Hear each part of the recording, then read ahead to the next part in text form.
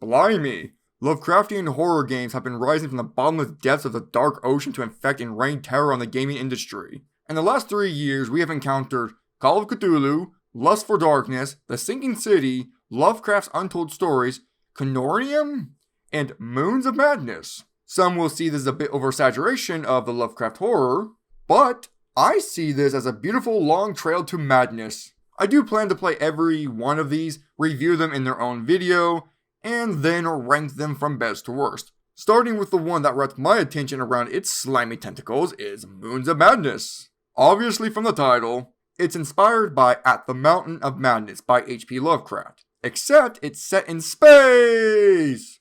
And on Mars. So expect a great dose of insanity, Japanese hentai, and ancient Squidwards. You play as Shane Newhart, a space engineer that is sent to Mars to keep the base lights on until a new team takes on his duties. However, that plan is shoved down the gutter when the base is overinfested with alien tendrils, communications with Earth is gone, and everyone's mind keeps slipping on the same banana peel for the billionth time. Shane must endure a world of madness, Mars' dark secrets, and confront his past in hopes for a sliver of chance of escaping. Everything I told you sounds like a slam dunk of a great Lovecraft story.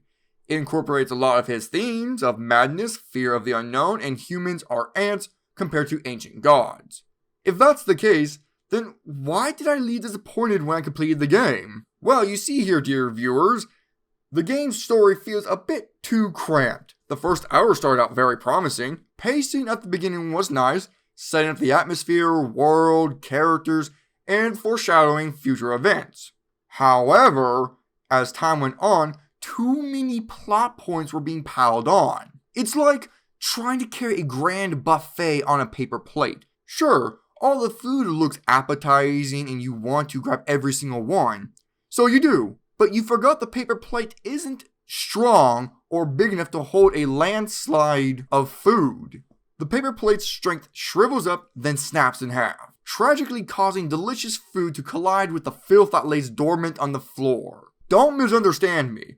The story isn't bad, just bloated. The story itself does have moments that kept me invested, like learning about the Ancient Ones, how Shane's mother comes to play, and madness slowly engulfing the Mars station. It's just a shame that it had to be bogged down by Plant Lady and a scummy corporation that is so blatantly evil that some may forgive me for almost assuming it was a sister location of Umbrella. To be fair, Attack of the Killer Plants could have been a great plot point. It did offer some of the better moments of the game. It's just a shame its development was suffocated by other 90 million plot lines. The plant leader that orchestrated it is smothered out before the halfway point of the game, and there was zero development to her character. How interesting would it have been to witness her madly fall in love with her experiments that led to her downfall? Nope, introduced her as an unlikable character, then throat her. The whole evil corporation shebang should have been gutted from the story. It only feels there to pad the runtime and distract you from the cosmic horrors. The amount of bitterness that filled me when I was exploring a boring science facility, while the off-screen characters were radioing me about how outstanding the Ancient One's temples that they are exploring, and I should totally check it out. I felt like the game was taunting me, because it knows this is the lowest part of the game. The only real purpose of this bit is to dump exposition about the characters and world. Again, to be fair, this could have been interesting. It's just a shame that it has to go with tell and don't show in a visual medium. There are a couple more things that do bother me in the story, but that's spoiler territory. But do you know what part that wasn't spoiled enough? The gameplay. Alright, get a load of this steaming hot gameplay. You use the WASD keys to move and the mouse to look around, collect items, and solve puzzles.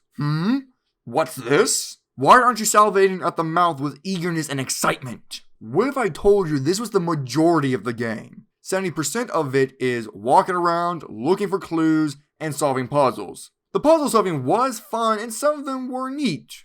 10% of this game is made of threats that can kill your character. Sadly, there isn't enough of that. The other 20% is jump scares galore. Jump scares are the equivalent of snot being used as frosting for a cake. It's not fun, and you wonder why the hell is there so much covering it. With the lack of subtlety, the jump scares get old fast. There isn't much reasons to go back and visit Moons of Madness. The game lacks content to sink your teeth into. It's not an expensive game, but come on! I play games that are cheaper and had way more value.